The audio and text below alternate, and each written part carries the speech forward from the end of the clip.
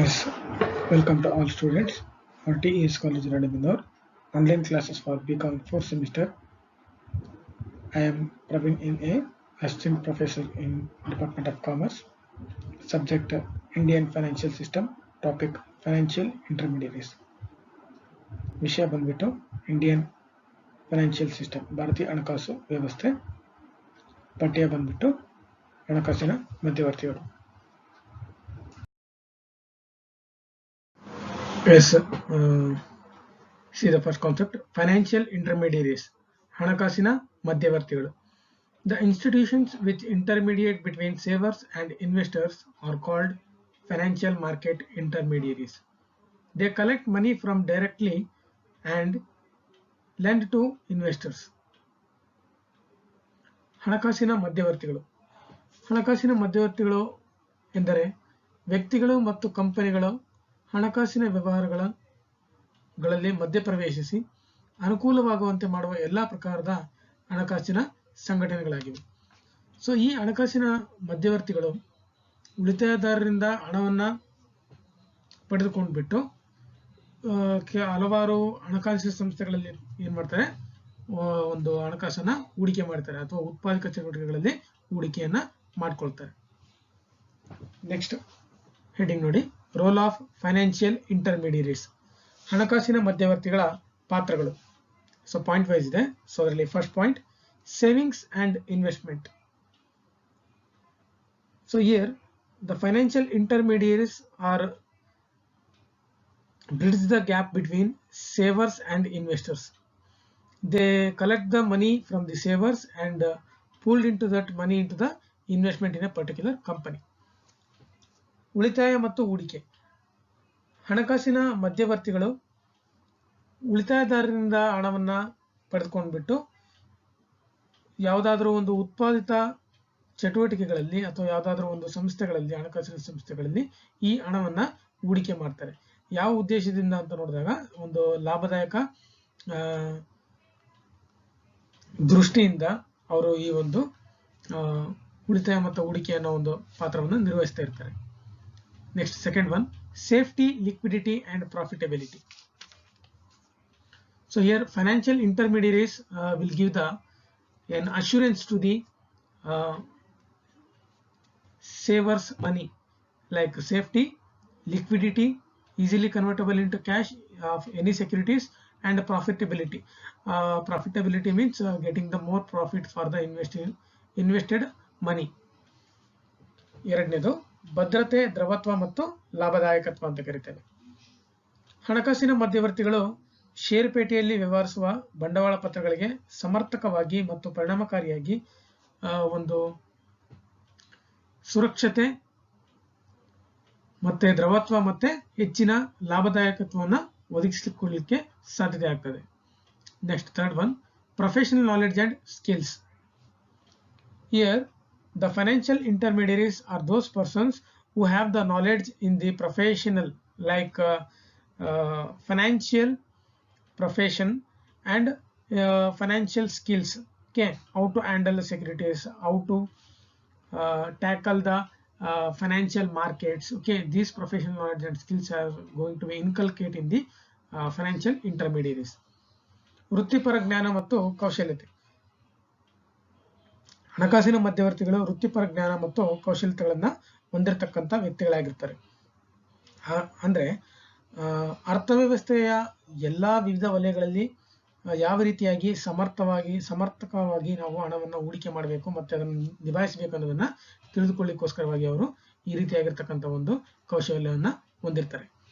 Next fourth one, providing finance. The financial intermediaries are going to providing the finance to the particular company for the requirement of their capital.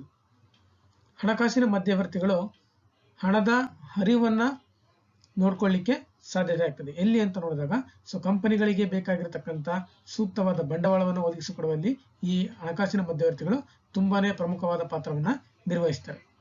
The next fifth one, role in money market. In the money market, the financial intermediaries are going to play a vital role, like depending upon the demand and supply of the money, they will play or they will act as a financial intermediaries. Next 5ನೇ ನೋಡಿ, ಹಣದ ಪೇಟೆಯಲ್ಲಿನ ಪಾತ್ರ. ಈ ಹಣಕಾಸಿನ ಮಧ್ಯವರ್ತಿಗಳು ಹಣದ ಬೇಡಿಕೆ ಮತ್ತು ಪೂರೈಕೆಗಳಲ್ಲಿ ಸಮತೋಲನವಾಗಿ ಕಾಯ್ದುಕೊಳ್ಳುವುದರ ಮೂಲಕ ಬಂಡವಾಳವು ಸುಗಮವಾಗಿ ಅಥವಾ ಸುಲಭವಾಗಿ ಉಳಿತಾಯದಾರರಿಂದ ಹೂಡಿಕೆದಾರರಿಗೆ ಹೋಗುವ ರೀತಿಯಲ್ಲಿ ಇವರು ತಮ್ಮ ಪಾತ್ರವನ್ನ ನಿರ್ವಹಿಸ್ತಾ ಇರ್ತಾರೆ. The next 6th one, role in capital market. The financial intermediaries are going to play a important role in capital market, like investing in the proper companies or proper institutions, while to get the more profit for the invested amount. Okay, ಬಂಡವಾಳ ಪೇಟೆಯಲ್ಲಿನ ಪಾತ್ರ. ಬಂಡವಾಳದ ಪೇಟೆಯಲ್ಲಿ ಈ ಹಣಕಾಸಿನ ಮಧ್ಯವರ್ತಿಗಳು ಒಂದು ಪ್ರಮುಖವಾದ ಪಾತ್ರವನ್ನು ನಿರ್ವಹಿಸ್ತಾರೆ. ಸೊ ಯಾವ ರೀತಿ ಅಂತ ನೋಡಿದಾಗ, ಈ ಹಣಕಾಸಿನ ಮಧ್ಯವರ್ತಿಗಳು ಒಂದು ಸೂಕ್ತವಾದ ಅಥವಾ ಸಮರ್ಪಕವಾದ ಒಂದು ಹಣಕಾಸಿನ ಸಂಸ್ಥೆಗಳಲ್ಲಿ ತಮ್ಮ ಹಣವನ್ನ ಅಥವಾ ಹೂಡಿಕೆದಾರ ಹಣವನ್ನು ಹೂಡಿಕೆ ಮಾಡೋದ್ರಿಂದ ಹೆಚ್ಚಿನ ರೀತಿಯಲ್ಲಿ ಯಾವ ರೀತಿಯಾಗಿ ನಾವು ಲಾಭವನ್ನು ಪಡೆದುಕೊಳ್ತೇವೆ ಅನ್ನೋದನ್ನ ಅವರು ಈ ಒಂದು ಪಾತ್ರವನ್ನ ನಿರ್ವಹಿಸ್ತಾರೆ. Then last 7th one, national importance. Financial intermediaries are going to play a vital role in the financial markets, like they will be bridge gap between the savers and investors. The savers need are expecting the more profitability, and the investors expecting the for the required capital or for the required finance to conducting the project or conducting to the particular plans of the institutions. For that reason, the financial intermediaries are going to play a vital role in the financial market as a national importance. ರಾಷ್ಟ್ರೀಯ ಮಹತ್ವ.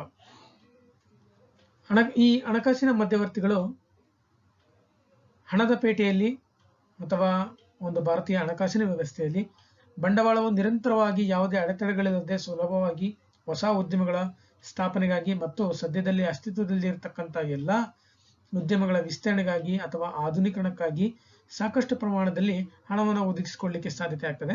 So ಇದರಿಂದಾಗಿ ಒಂದು ರಾಷ್ಟ್ರದಲ್ಲಿ ಅಥವಾ ಯಾವುದಾದ್ರೂ ಒಂದು ದೇಶದಲ್ಲಿ ನಮಗೆ ಹೊಸ ಕೈಗಾರಿಕೆಗಳು ಅಥವಾ ಇರತಕ್ಕಂಥ ಕೈಗಾರಿಕೆಗಳ ಬಲವರ್ಧನೆ ಮಾಡಲಿಕ್ಕೆ ಸಾಧ್ಯತೆ ಆಗೋ ರೀತಿಯಲ್ಲಿ ಈ ಒಂದು ಹಣಕಾಸಿನ ಮಧ್ಯವರ್ತಿಗಳು ತಮ್ಮ ಪಾತ್ರವನ್ನು ನಿರ್ವಹಿಸುವುದರಿಂದ ಇವರ ಒಂದು ರಾಷ್ಟ್ರೀಯ ಅಥವಾ ಒಂದು ದೇಶಕ್ಕೆ ಇವರ ಒಂದು ಕೊಡುಗೆ ತುಂಬಾ ಅಪಾರವಾಗಿದ್ದು ಆಗಿರ್ತದೆ. ದ ನೆಕ್ಸ್ಟ್ ಕಾನ್ಸೆಪ್ಟ್ ನೋಡಿ, growth and development of financial intermediaries. ಬೆಳವಣಿಗೆ ಮತ್ತು ಅಭಿವೃದ್ಧಿ ಹಣಕಾಸಿನ ಮಧ್ಯವರ್ತಿಗಳದ್ದು. ಸೊ ಅದರಲ್ಲಿ ಫಸ್ಟ್ ಪಾಯಿಂಟ್ ನೋಡಿ, nationalization of financial institution. The government of India in the year of 1935, the Reserve Bank of India has been established as a private institution in the year of 1935.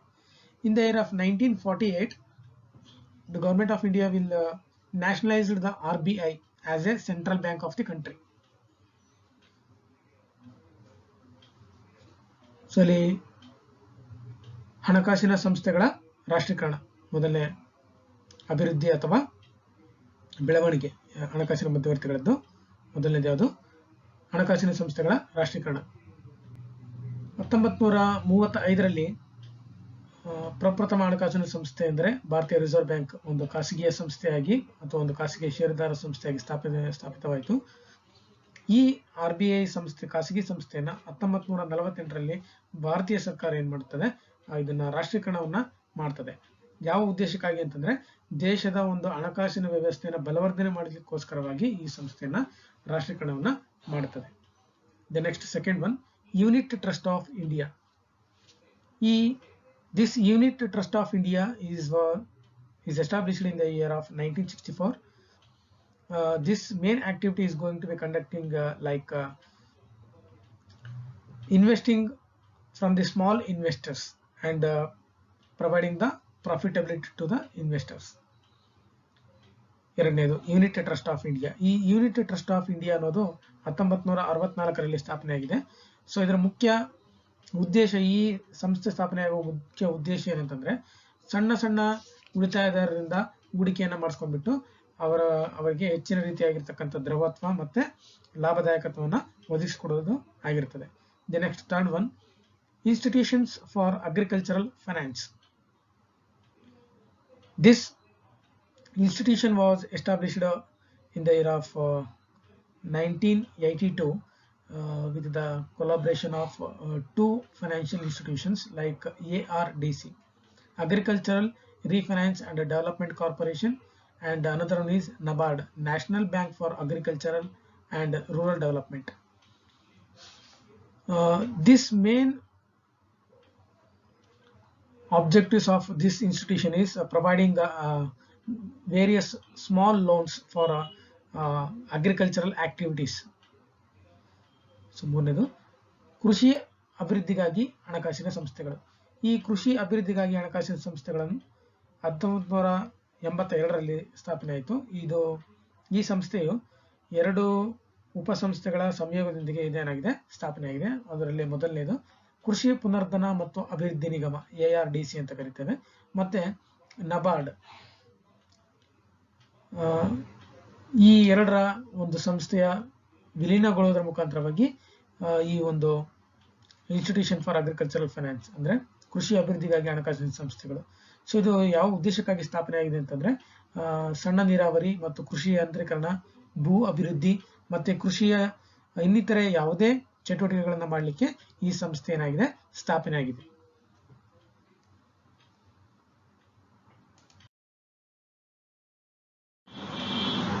S next fourth one, institutions for housing finance. This institution was established in the year of 1988. This institution was incorporated for the purpose of providing the housing finance or housing loans to the general public. Like it will comprising of HDFC, Housing Development and Finance Corporation, and HUDCO, Housing and Urban Development Corporation, and LIC Housing Finance Limited. These are all the sub institutions are working under the institutions for housing finance. ಗೃಹ ನಿರ್ಮಾಣದ ಹಣಕಾಸು ಸಂಸ್ಥೆಗಳು 4ನೇ point. ಈ ಗೃಹ ನಿರ್ಮಾಣದ ಹಣಕಾಸು ಸಂಸ್ಥೆಗಳು 1988ರಲ್ಲಿ ಸ್ಥಾಪಿಸಲಾಯಿತು ಭಾರತ ಸರ್ಕಾರದಿಂದ. ಸೊ ಇದು ಯಾವ ಉದ್ದೇಶಕ್ಕಾಗಿ ಈ ಹಣಕಾಸಿನ ಸಂಸ್ಥೆ ಸ್ಥಾಪನೆ ಆಗಿದೆ ಅಂತ ನೋಡಿದಾಗ, ಸೊ ಈ ಹಣಕಾಸಿನ ಸಂಸ್ಥೆ ಮುಖ್ಯವಾಗಿ ಅಥವಾ ಪ್ರಮುಖವಾಗಿ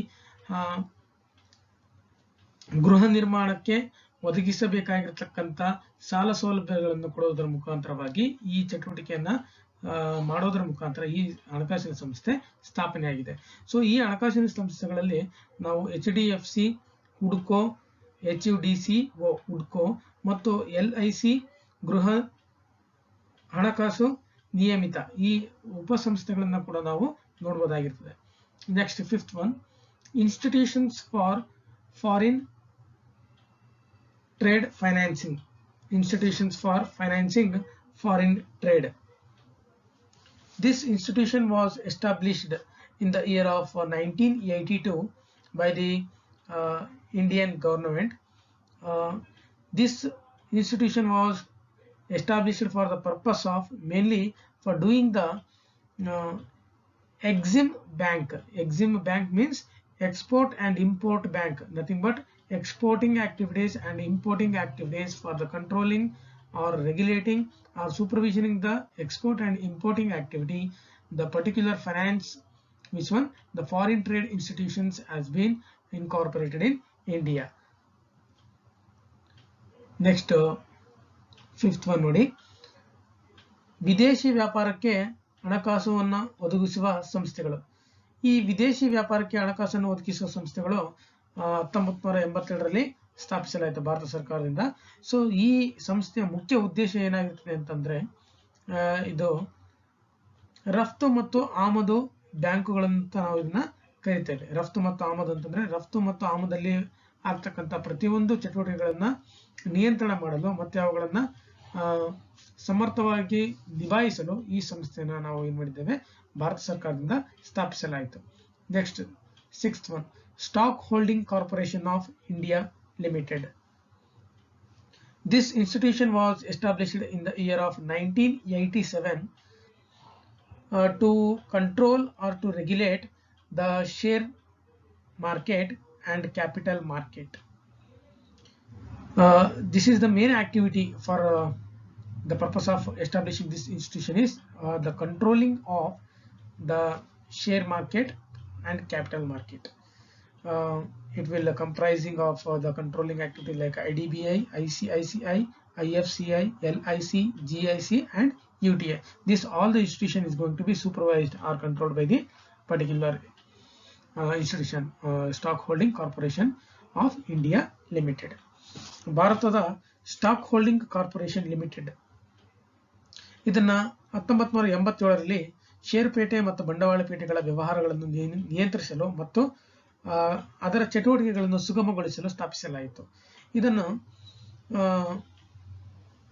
ಯಾವ್ಯಾವ ಸಂಸ್ಥೆಗಳನ್ನ ನಿಯಂತ್ರಣ ಮಾಡ್ತಾ ಇರ್ತದೆ ಅಂತ ನೋಡಿದಾಗ IDBIನ ನಿಯಂತ್ರಣ ಮಾಡ್ತಾ ಇರ್ತದೆ, ICICI, IFCI, LIC, GIC ಮತ್ತೆ UTI. ಈ ಎಲ್ಲ ಸಂಸ್ಥೆಗಳನ್ನ ಏನ್ ಮಾಡ್ತಾ ಇರ್ತದೆ, ತನ್ನ ಕಣ್ಗಾವಲಿನಲ್ಲಿ ಅದು ನಿಯಂತ್ರಣದಲ್ಲಿ ಇಟ್ಕೊಂಡಿರ್ತದೆ.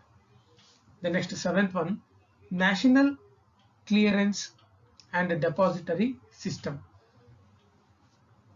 This institution was established for the purpose of in the capital market buying and selling of the securities and transfer of the any securities in the capital market is going to be made fully digital or online services.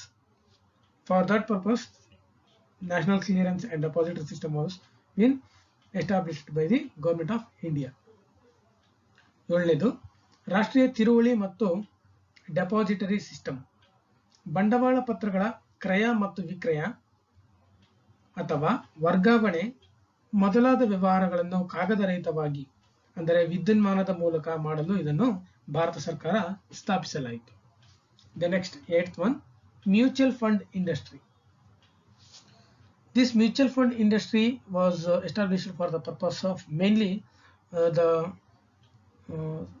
collecting the savers, small investors or small savers money and pooled into a institution or companies to getting the higher profit. ಪಾರಸ್ಪರಿಕ ನಿಧಿಗಳ ಉದ್ದಿಮೆ. ಇದು ಸಣ್ಣ ಉಳಿತಾಯದಾರರಿಂದ ಹಣವನ್ನು ಸಂಗ್ರಹಿಸಿ ದೇಶದ ಆರ್ಥಿಕ ಅಭಿವೃದ್ಧಿಗೆ ಒದಗಿಸುತ್ತವೆ. ಸೊ ಈ ರೀತಿಯಾಗಿ ಈ ನಿಧಿಗಳನ್ನು ನಾವು ಉಳಿತಾಯದಾರರಿಂದ ಬಂಡವಾಳದಾರರಿಗೆ ಅಥವಾ ಹೂಡಿಕೆದಾರರಿಗೆ ಅಥವಾ ಸಂಸ್ಥೆಗಳಿಗೆ ನಾವು ಏನು ಮಾಡ್ತೇವೆ, ಇದನ್ನ ಹಣಕಾಸನ್ನು ಒದಗಿಸಿಕೊಡ್ತೇವೆ. The next 9th one, last one, venture capital fund. This venture capital fund is going to be established for the purpose of providing a loans to the newly establishing companies, those who have skills, those who have self industries, those who have self ideas. For that purpose, this venture capital fund institutions has been established. ಸಾಹಸಿ ಬಂಡವಾಳ ನಿಧಿ ಸಂಸ್ಥೆಗಳು. ಈ ನಿಧಿಯು ಅಥವಾ ಸಂಸ್ಥೆಯು ತಾಂತ್ರಿಕ ಪರಿಣಿತ ಅಥವಾ ಹೊಸದಾಗಿ ಸ್ಥಾಪನೆ ಮಾಡತಕ್ಕಂಥ ಸ್ವಂತ ಉದ್ದಿಮೆದಾರರಿಗೆ ಈ ಹಣಕಾಸಿನ ಸಂಸ್ಥೆ ಏನ್ ಮಾಡ್ತದೆ, ಬಂಡವಾಳವಿಲ್ಲದೆ ಇರತಕ್ಕಂಥ ಉದ್ದಿಮೆದಾರರಿಗೆ ಬಂಡವಾಳವನ್ನು ಒದಗಿಸಿಕೊಡ್ತಕ್ಕಂಥ ಒಂದು ಪ್ರಮುಖವಾದ ಸಂಸ್ಥೆಯಾಗಿದೆ.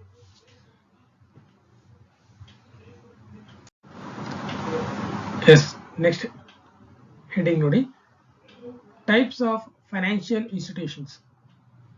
ಹಣಕಾಸಿನ ಸಂಸ್ಥೆಗಳ ವಿಧಗಳು. So first point, Indian Financial Corporation of India, IFCI. The IFCI, it was established in the year of 1948 by the Government of India.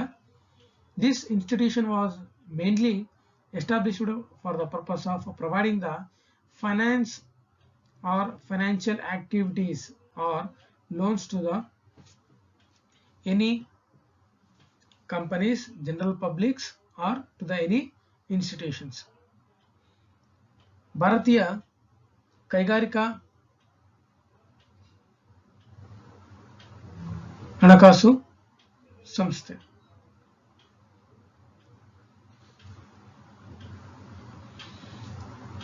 ಭಾರತೀಯ ಕೈಗಾರಿಕಾ ಹಣಕಾಸು ಸಂಸ್ಥೆ ಅಥವಾ ನಿಗಮ. ಈ ಭಾರತೀಯ ಕೈಗಾರಿಕಾ ಹಣಕಾಸು ನಿಗಮ 1948ರಲ್ಲಿ ಇದು ಸ್ಥಾಪನೆಯಾಗಿದೆ. ಇದರ ಸ್ಥಾಪನೆ ಮುಖ್ಯ ಉದ್ದೇಶ ಏನಂತಂದ್ರೆ ಭಾರತದಲ್ಲಿ ಸ್ಥಾಪನೆ ಆಗಿರತಕ್ಕಂಥ ಕೈಗಾರಿಕೆಗಳಿಗೆ ಹಣಕಾಸನ್ನ ಒದಗಿಸಿಕೊಡ್ತಕ್ಕಂಥ ಒಂದು ಪ್ರಮುಖ ಸಂಸ್ಥೆಯಾಗಿದೆ. Industrial financial corporation of India, IFCI. The next second one, state finance corporations, ರಾಜ್ಯ ಹಣಕಾಸು ನಿಗಮಗಳು. The State Finance Corporation has been established in the year of 1951. This SFC has been established for the purpose of providing the finance to small and medium scale industries in the particular states. ರಾಜ್ಯ ಹಣಕಾಸು ನಿಗಮ. ಈ ರಾಜ್ಯ ಹಣಕಾಸು ನಿಗಮ 1951ರಲ್ಲಿ ಭಾರತೀಯ ಸರ್ಕಾರದಿಂದ ಇದು ಸ್ಥಾಪಿಸಲಾಯಿತು. ಸೊ ಇದರ ಸ್ಥಾಪನೆಯ ಮುಖ್ಯ ಉದ್ದೇಶ ಏನಂತ ನೋಡಿದಾಗ, ಸೊ ಇದು ಸಣ್ಣ ಮತ್ತು ಮಧ್ಯಮ ಗಾತ್ರದ ಕೈಗಾರಿಕೆಗಳಿಗೆ ಹಣಕಾಸುಗಳನ್ನ ಒದಗಿಸಿಕೊಡ್ತಕ್ಕಂಥದ್ದಾಗಿದೆ. ಅಂದ್ರೆ ಪ್ರತಿಯೊಂದು ರಾಜ್ಯದಲ್ಲಿ ಇರತಕ್ಕಂಥ ಸಣ್ಣ ಮತ್ತು ಮಧ್ಯಮ ಕೈಗಾರಿಕೆಗಳಿಗೆ ಈ ಸಂಸ್ಥೆ ಏನ್ ಮಾಡ್ತದೆ, ಹಣಕಾಸುಗಳನ್ನ ಪೂರೈಸಲು ಸಹಾಯಕವಾಗಿ ಮಾಡ್ತದೆ. The next third one, non banking financial companies, NBFCs. Non-banking financial companies, finance companies. So the non-banking finance companies is one type of financial institutions. These institutions are based on the fund-based activities are going to be conducting in the NBFCs. Fund-based, okay. ಈ ಬ್ಯಾಂಕೇತರ ಹಣಕಾಸು ಸಂಸ್ಥೆಗಳನ್ನ ನಾವು ಪ್ರಮುಖವಾಗಿ ಭಾರತ ಸರ್ಕಾರದವರು ಇದನ್ನ ಸ್ಥಾಪನೆ ಮಾಡಿರ್ತಾರೆ. ಸೊ ಇದರಲ್ಲಿ ನಿಧಿಗಳ ಅವುಗಳ ಆಧಾರದ ಮೇಲೆ ಈ ಬ್ಯಾಂಕೇತರ ಹಣಕಾಸು ಸಂಸ್ಥೆಗಳು ತಮ್ಮ ಕಾರ್ಯಚಟುವಟಿಕೆಯನ್ನ ಮಾಡ್ತಾ ಇರ್ತವೆ. ಸೊ ಅದರಲ್ಲಿ in that first point, A, mutual funds. Mutual funds are the funds which are going to be collecting from the small savers and it is going to be pulled into the particular institutions. The next, B, insurance companies. So like insurance companies like LIC, GIC, that activities is also as based on the fund based activities. Then investment companies is also that activities is also depending upon the fund based activities. So ಇಲ್ಲಿ ಬ್ಯಾಂಕೇತರ ಹಣಕಾಸು ಸಂಸ್ಥೆಗಳಲ್ಲಿ ಪ್ರಮುಖವಾಗಿ 3 ಉಪ ಅಂಶಗಳು ಬರ್ತದೆ. So ಅದರಲ್ಲಿ ಮೊದಲನೇದು ಪಾರಸ್ಪರಿಕ ನಿಧಿಗಳು ಅಂತ ಕರಿತೀವಿ. ಪಾರಸ್ಪರಿಕ ನಿಧಿಗಳು ಅಂತಂದ್ರೆ ಸಣ್ಣ ಸಣ್ಣ ಉಳಿತಾಯದಾರರಿಂದ ಹಣವನ್ನ ಬಳಸ್ಕೊಂಡ್ಬಿಟ್ಟು ಒಂದು ದೊಡ್ಡ ಸಂಸ್ಥೆಗಳಲ್ಲಿ ನಾವು ಹಣವನ್ನು ಹೂಡಿಕೆ ಮಾಡೋದ್ರಿಂದ ಅದರಿಂದ ಹೆಚ್ಚಿನ ರೀತಿಯಾಗಿರ್ತಕ್ಕಂಥ ಒಂದು ಲಾಭವನ್ನ ಪಡೆದುಕೊಳ್ಳಲಾಗಿದೆ. ಇದು ನಿಧಿ ಆಧಾರಿತ ಚಟುವಟಿಕೆಯಾಗಿದೆ. ದ ನೆಕ್ಸ್ಟ್, B, ವಿಮೆಯ ಕಂಪನಿಗಳು.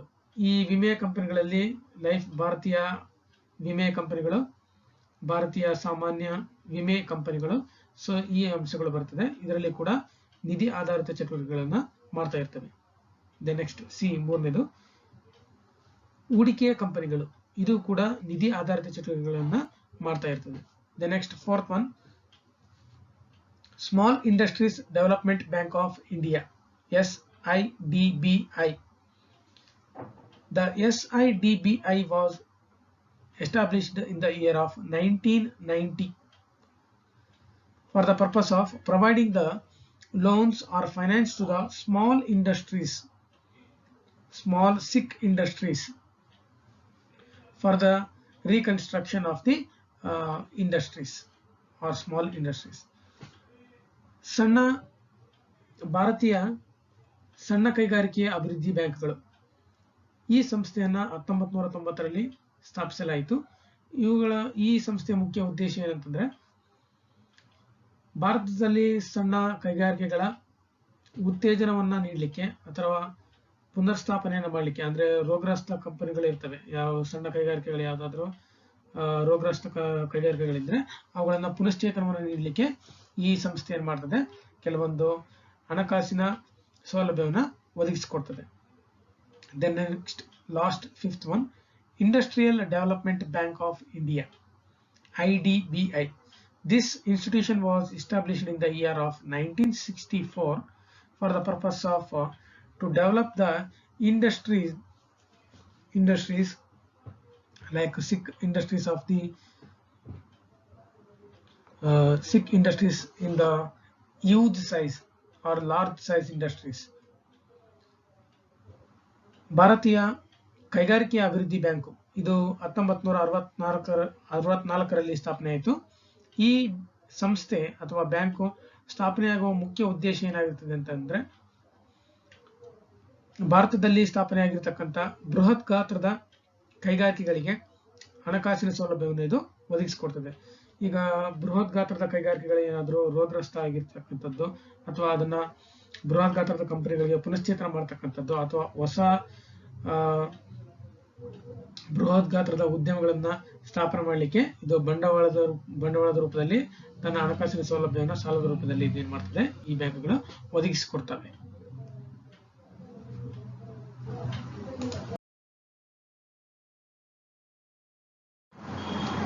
ನೆಕ್ಸ್ಟ್ ಕಾನ್ಸೆಪ್ಟ್ ನೋಡಿ, ಮರ್ಚೆಂಟ್ ಬ್ಯಾಂಕಿಂಗ್, ವರ್ತಕ ಬ್ಯಾಂಕಿಂಗ್ ಅಂತ ಕರಿತೇವೆ.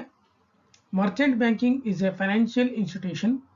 It provides variety of services including the investment banking, management of customers securities, insurance, acceptance of bills, etc.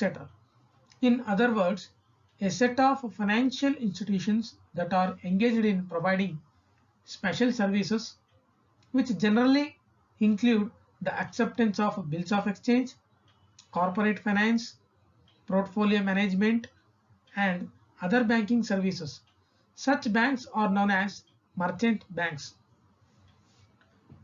ವರ್ತಕ banking ಅಂದರೆ ಗ್ರಾಹಕರಿಗೆ ಹೂಡಿಕೆಯ ಬಗೆಗೆ ಸಲಹೆ ನೀಡುವುದು, ಪೋರ್ಟ್ಫೋಲಿಯೋ ನಿರ್ವಹಣೆ ಮಾಡುವುದು, ಪತ್ತಿನ ಕೂಟಗಳ ರಚನೆ ಮಾಡುವುದು, ಪತ್ತಿನ ಬಗೆಗೆ ಸಲಹೆಯನ್ನು ನೀಡುವುದು, ಬಂಡವಾಳ ಪತ್ರಗಳು ಉದಾಹರಣೆಗೆ ಷೇರು, ಡಿಬೆಂಚರ್ ಮತ್ತು ಬಾಂಡ್ಗಳ ನೀಡಿಕೆಗೆ ಸಂಬಂಧಿಸಿದ ಎಲ್ಲಾ ಸೇವೆಗಳು ಇವೇ ಮೊದಲಾದ ಸೇವೆಗಳನ್ನ ಸಲ್ಲಿಸುವಂತಹ ಒಂದು ಸಂಸ್ಥೆಗೆ ನಾವು ವರ್ತಕ ಬ್ಯಾಂಕಿಂಗ್ ಅಂತ ಕರಿತೇವೆ.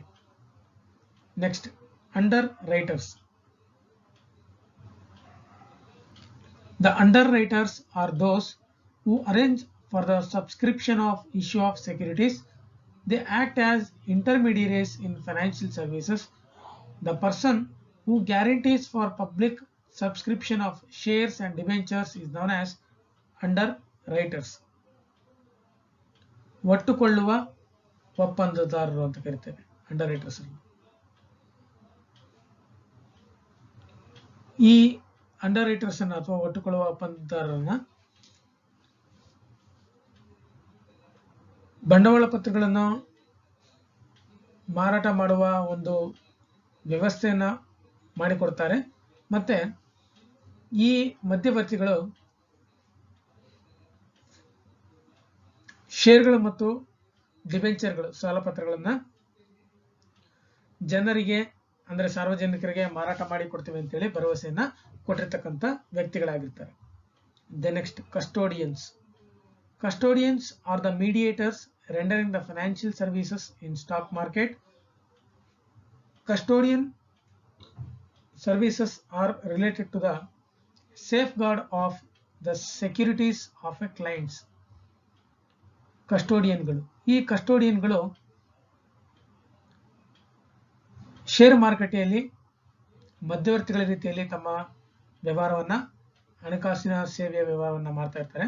ಈ ಕಸ್ಟೋಡಿಯನ್ಗಳು ತಮ್ಮ ಸೇವೆಯನ್ನ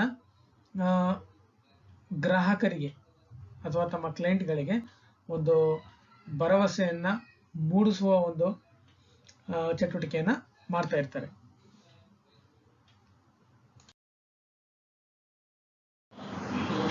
ಎಸ್, ನೆಕ್ಸ್ಟ್ ಕಾನ್ಸೆಪ್ಟ್ ನೋಡಿ, registrars are share transfer agent. Registrar to an issue or intermediary in the primary market appointment of registrar to an issue for right issue has been made compulsory. ರಿಜಿಸ್ಟ್ರಾರ್ಸ್ ಅಥವಾ ಷೇರು ವರ್ಗಾವಣೆ ನಿಯೋಗಿ ಅಂತ ನಾವು ಇವರನ್ನ ಕರಿತೇವೆ. ಪ್ರಾಥಮಿಕ ಮಾರುಕಟ್ಟೆಗಳಲ್ಲಿ ಷೇರುಗಳನ್ನು ನೀಡುವ ಮಧ್ಯಸ್ಥಗಾರರಿಗೆ ರಿಜಿಸ್ಟ್ರಾರ್ ಎಂದು ಕರೆಯುತ್ತೇವೆ. ಇವರು ಹೂಡಿಕೆದಾರರಿಂದ ಅರ್ಜಿಗಳನ್ನು ಮತ್ತು ಹಣವನ್ನು ಸ್ವೀಕರಿಸಿ ಸರಿಯಾಗಿ ದಾಖಲಿಸಿಕೊಳ್ಳುತ್ತಾರೆ. ಸೊ ಇಂತಹ ರಿಜಿಸ್ಟ್ರಾರ್ಗಳನ್ನ ಅಥವಾ ಷೇರು ವರ್ಗಾವಣೆ ನಿಯೋಗಿಗಳನ್ನ ಸರಿಯಾದ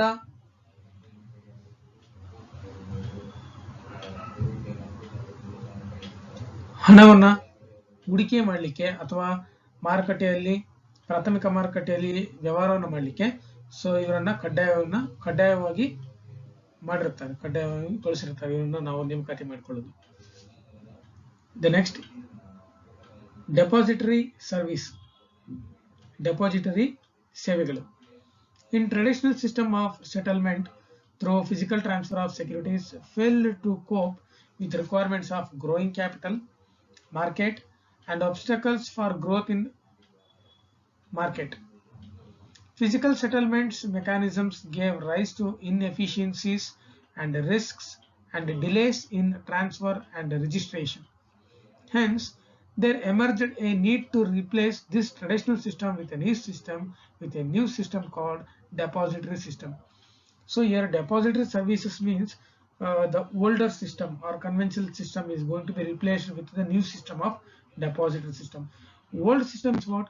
In the old system we are going to be traded or transacted all the activities with the physical mode.